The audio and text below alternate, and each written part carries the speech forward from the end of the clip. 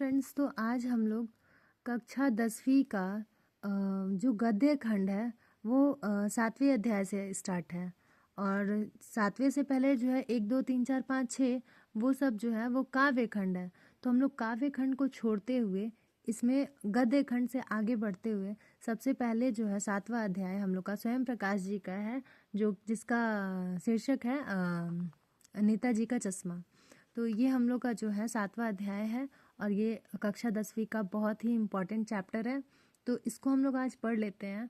और जैसा कि आप लोगों को पता है कि अब आप लोग का एग्ज़ाम में करीब 1 महीना रह गया है, तो मतलब थोड़ा थोड़ा करके एक एक चैप्टर करके आप लोग देखना चालू कर दीजिए रिवीजन। तो हम लोग इसको रीड कर लेते हैं। स्वयं प्रकाश का जो पहले इनका थोड़ा सा हम ये जो लेखक है इनका हम लोग जान लेते हैं कि इनका जन्म कब कहाँ हुआ था। ठीक है, तो सबसे पहले जो है स्वयं प्रकाश का जन्म जो है सन 1947 में मध्य प्रदेश के इंदौर में हुआ। ठीक है, उसके बाद ये मैकेनिकल इंजीनियरिंग की पढ़ाई करके एक औद्योगिक प्रतिष्ठान में नौकरी करने वाले स्वयं प्रकाश का बचपन और नौकरी का बड़ा हिस्सा राजस्थान में भी था। मतलब ये जो है ये अपना ज़्यादा समय जो है राजस्थान में बिताए थे। तो इसमें और वैसा कुछ ज़्यादा इम्पोर्टेंट है नहीं, तो हम लोग आगे इसमें देख लेते हैं कि मेन इस अध्याय में क्या है। वो यहाँ पे सिंपल में शॉर्ट में बताया हुआ है। ठीक है, तो इसमें है क्या है, चारों ओर सीमाओं से घिरे भूभाग का नाम ही देश नहीं होता। देश बनता है उसमें रहने वाले सभी नागरिकों, नदियों, पहाड़ों, पेड़ पौधों, वनस्पतियों, पशु पक्षियों से और इन सब से प्रेम करने तथा इनकी समृद्धि के लिए प्रयास करने का नाम देशभक्ति है। नेताजी का चश्मा कहानी कैप्टन चश्मे वाले के माध्यम से देश के करोड़ों नागरिकों के योगदान को रेखांकित करती है, जो इस देश के निर्माण में अपने अपने तरीके से सहयोग करते हैं। कहानी यह कहती है कि बड़े ही नहीं बच्चे भी इसमें शामिल है। तो इन शॉर्ट ये बताया है कि इसमें क्या है।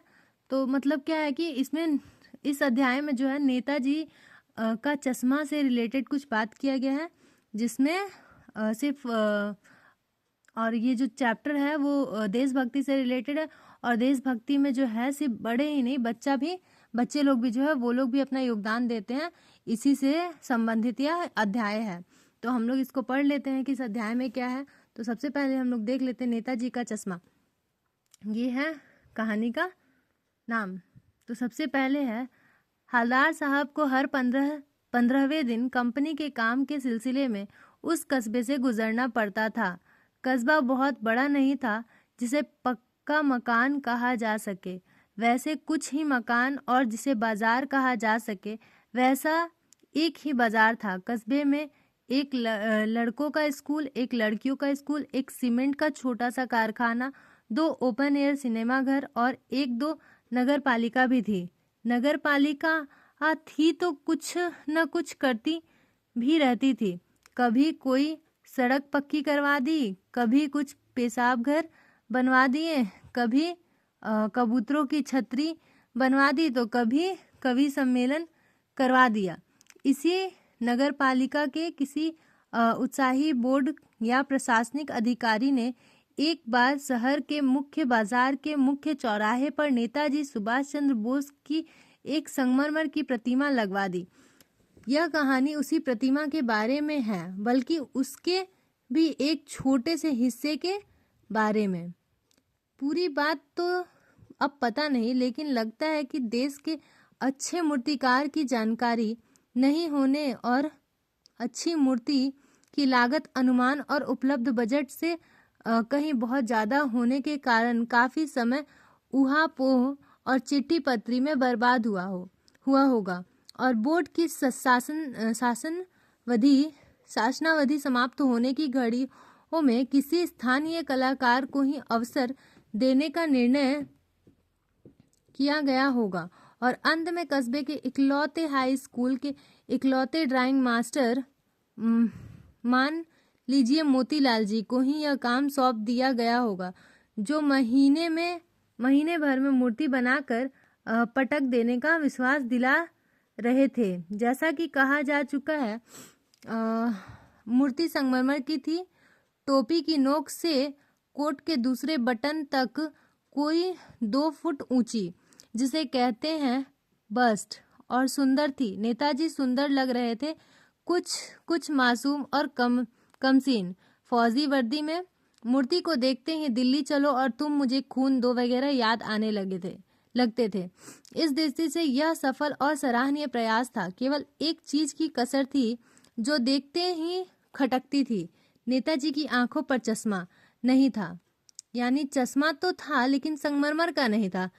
एक सामान्य और सचमुच के चश्मे का चौड़ा काला फ्रेम मूर्ति को पहना दिया गया था। हवलदार साहब जब पहली बार इस कस्बे से गुजरे और चौराहे पर पान खाने रुके, तभी उन्होंने इसे लक्षित किया और उनके चेहरे पर एक कौतुक भरी मुस्कान फैल गई। वाह भाई, यह आइडिया भी ठीक है। मूर्ति पत्थर की लेकिन चश्मा रियल। जीप कस्बा छोड़कर आगे बढ़ गई। तब भी हवलदार साहब इस मूर्ति के बारे में ही सोचते रहे और अंत में इस निष्कर्ष पर पहुंचे कि कुल मिलाकर कस्बे के नागरिकों को यह प्रयास सराहनीय ही कहा जाना चाहिए। महत्व मूर्ति के रंग रूप या कद का नहीं है, उस भावना का है, वरना तो देशभक्ति भी आजकल मजाक की चीज होती जा रही है। दूसरी बार जब हवलदार साहब उधर से गुजरे तो उन्हें मूर्ति में कुछ अंतर दिखाई दिया। ध्यान से देखा तो पाया कि चश्मा दूसरा है। पहले मोटे फ्रेम वाला चौकोर चश्मा था, अब तार के फ्रेम वाला गोल चश्मा है। हवलदार साहब का कौतुक और बढ़ा। वाह भाई, क्या आइडिया है। मूर्ति कपड़े नहीं बदल सकती लेकिन चश्मा तो बदल सकती है। तीसरी बार फिर नया चश्मा था। हवलदार साहब की आदत पड़ गई हर बार कस्बे से गुजरते समय चौराहे पर रुकना, पान खाना और मूर्ति को ध्यान से देखना। एक बार जब कौतूहल दुर्दमनीय हो उठा तो पान वाले से ही पूछ लिया, क्यों भाई, क्या बात है, यह तुम्हारे नेताजी का चश्मा हर बार बदल कैसे जाता है। पान वाले के मुंह में पान ठूसा हुआ था। वह एक काला, मोटा और खुशमिजाज आदमी था। हवलदार साहब का प्रश्न सुनकर वह आंखों ही आंखों में हंसा। उसकी तोंद थिड़की। पीछे घूमकर उसने दुकान के नीचे पान थूका और अपनी लाल काली बत्तीसी दिखाकर बोला, कैप्टन चश्मे वाला करता है। क्या करता है? हवलदार साहब कुछ समझ नहीं पाए। चश्मा चेंज कर देता है, पान वाले ने समझाया। क्या मतलब, क्यों चेंज कर देता है? हवलदार साहब अब भी कुछ नहीं समझ पाए। क्यों, कोई गिराक आ गया समझो, उसको चौड़े चौखट चाहिए तो कैप्टन किधर से लाएगा, तो उसको मूर्ति वाला दे दिया, उधर दूसरा बिठा दिया। अब हवलदार साहब को बात जो है कुछ समझ में आई। एक चश्मे वाला है जिसका नाम कैप्टन है, उसे नेताजी की बगैर चश्मे वाली मूर्ति बुरी लगती है, बल्कि आहत करती है, मानो चश्मे के बगैर नेताजी को असुविधा हो रही हो। इसलिए वह अपनी छोटी सी दुकान में उपलब्ध गिने चुने फ्रेमों में से एक नेताजी की मूर्ति पर फिट कर देता है। लेकिन जब कोई ग्राहक आता है और उसे वैसे ही फ्रेम की दरकार होती है जैसा मूर्ति पर लगा है, तो कैप्टन जो है चश्मे वाला मूर्ति पर लगा फ्रेम संभवतः नेताजी को क्षमा मांगते हुए लाकर ग्राहक को दे देता है और बाद में नेताजी को दूसरा फ्रेम लौटा देता है। वाह भाई, खूब, क्या आइडिया है। लेकिन भाई, एक बात अभी भी समझ नहीं आई। हवलदार साहब ने पान वाले से फिर पूछा, नेताजी जो है नेताजी का ओरिजिनल चश्मा कहाँ गया? पान वाला दूसरा पान मुंह में ठूस चुका था। दोपहर का समय था, दुकान पर भीड़ भाड़ अधिक नहीं थी। वह फिर आंखों ही आंखों में हंसा। उसकी तोंद थिड़की। कत्थे की डंडी फेंक पीछे मुड़कर उसने नीचे पीक थूकी और मुस्कुराता हुआ बोला, मास्टर साहब बनाना भूल गया। पान वाले के लिए यह एक मजेदार बात थी, लेकिन हवलदार साहब के लिए चकित और द्रवित करने वाली। यानी वह ठीक ही सोच रहे थे। मूर्ति के नीचे लिखा मूर्तिकार मास्टर मोतीलाल वाकई कस्बे के अध्यापक था। उसके बाद बेचारे ने महीने भर में मूर्ति बनाकर पटक देने का वादा कर दिया होगा, बना भी ली होगी, लेकिन पत्थर में पारदर्शी चश्मा कैसे ये बनाया जाए, कांच वाला यह तय नहीं कर पाया होगा या कोशिश नहीं की होगी, असफल रहा होगा, या बनाते बनाते कुछ और बारीकी के चक्कर में चश्मा टूट गया होगा, या पत्थर का चश्मा अलग से बनाकर फिट किया गया होगा और वह निकल गया होगा। उफ, हवलदार साहब को यह सब कुछ बड़ा विचित्र और कौतुक भरा लग रहा था। इन्हीं ख्यालों में खोए खोए पान के पैसे चुकाकर चश्मे वाले की देशभक्ति के समक्ष नतमस्तक होते हुए वह जीप की तरफ चले, फिर रुके, पीछे मुड़े और पान वाले के पास जाकर पूछा, क्या कैप्टन चश्मे वाला नेताजी का साथी है या आजाद हिंद फौज का भूतपूर्व सिपाही? पान वाला नया पान खा रहा था। पान पकड़े अपने हाथ को मुंह से 1.5 इंच दूर रोककर उसने हवलदार साहब को ध्यान से देखा, फिर अपनी लाल काली बत्ती से दिखाई और मुस्कुराकर बोला, नहीं साहब, वो लंगड़ा क्या जाएगा फौज में, पागल है पागल। वो देखो वो आ रहा है, आप उसी से बात कर लो, फोटो वोटो छपवा दो उसका कहीं। हवलदार साहब को पान वाले द्वारा एक देशभक्त का इस तरह मजाक उड़ाया जाना अच्छा नहीं लगा। मुड़कर देखा तो अवाक रह गए। एक बेहद बूढ़ा मरियल सा लंगड़ा आदमी, सिर पर गांधी टोपी और आंखों पर काला चश्मा लगाए, एक हाथ में एक छोटी सी संदूकची और दूसरे हाथ में एक बांस पर टंगे बहुत से चश्मे लिए अभी अभी एक गली से निकला था और अब एक बंद दुकान के सहारे अपना बांस टिका रहा था। तो इस बेचारे की दुकान भी नहीं, फेरी लगाता है। हवलदार साहब चक्कर में पड़ गए। पूछना चाहते थे इसे कैप्टन क्यों कहते हैं, क्या यही इसका वास्तविक नाम है, लेकिन पान वाले ने साफ बता दिया था कि अब वह इस बारे में और बात करने को तैयार नहीं। ड्राइवर भी बेचैन हो रहा था और काम भी था। हवलदार साहब जीप में बैठकर चले गए। 2 साल तक हवलदार साहब अपने काम के सिलसिले में उस कस्बे से गुजरते रहे और नेताजी की मूर्ति में बदलते हुए चश्मों को देखते रहे। कभी गोल चश्मा होता तो कभी चौकोर, कभी लाल, कभी काला, कभी धूप का चश्मा, कभी बड़े कांचों वाला गोगो चश्मा, पर कोई ना कोई चश्मा होता जरूर।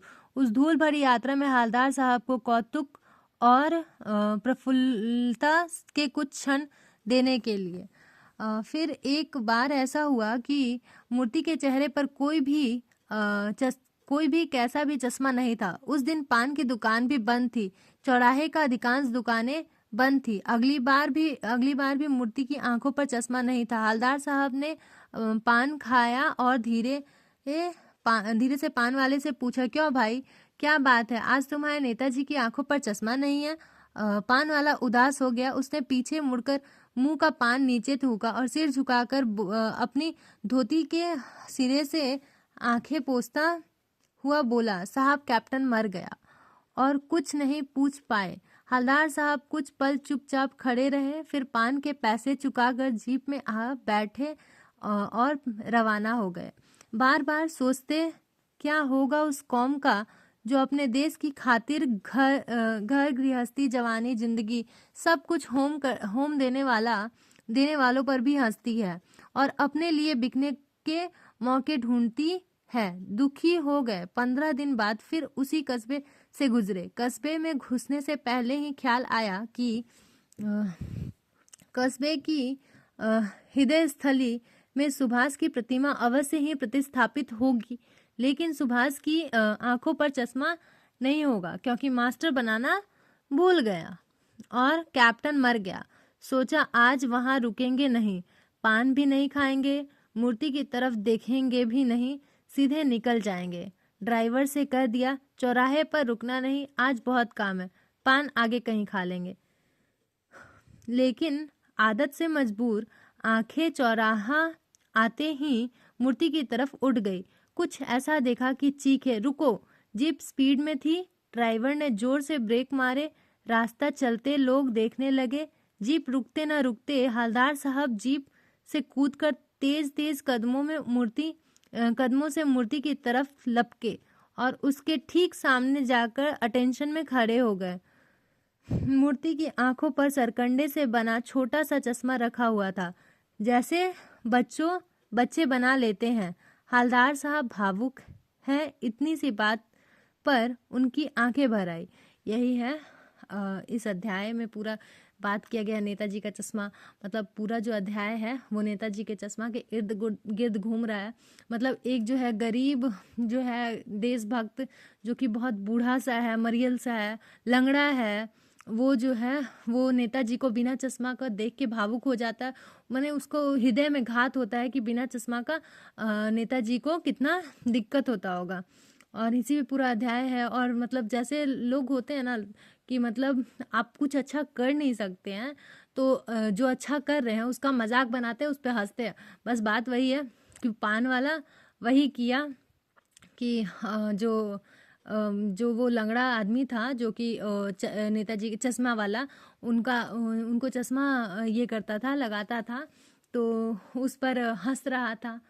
अंत में जब उसका मृत्यु हो गया तो नेताजी का जो है मूर्ति वो बिना चश्मे का था, वो अच्छा नहीं लग रहा था। तो वो जो पान वाला जब हवलदार साहब को इस चीज़ का जिक्र किया तो एक सेकंड के लिए पान वाले की आंखें भी भर आई कि वो बेचारा मर गया, इसीलिए जो है ये क्या नाम था, नेताजी के ये पे चश्मा नहीं है, मूर्ति पर चश्मा नहीं है। और फिर अंत में ऐसा हुआ कि जो बच्चे हैं वो लोग शायद चश्मा बना के उनको ये किए लगाए थे। तो यही है कहानी। बहुत ही माने भावुक कर देने वाला थोड़ा सा कहानी था, बहुत ही अच्छा कहानी था। ध्यान से सुनिएगा। ठीक है, धन्यवाद।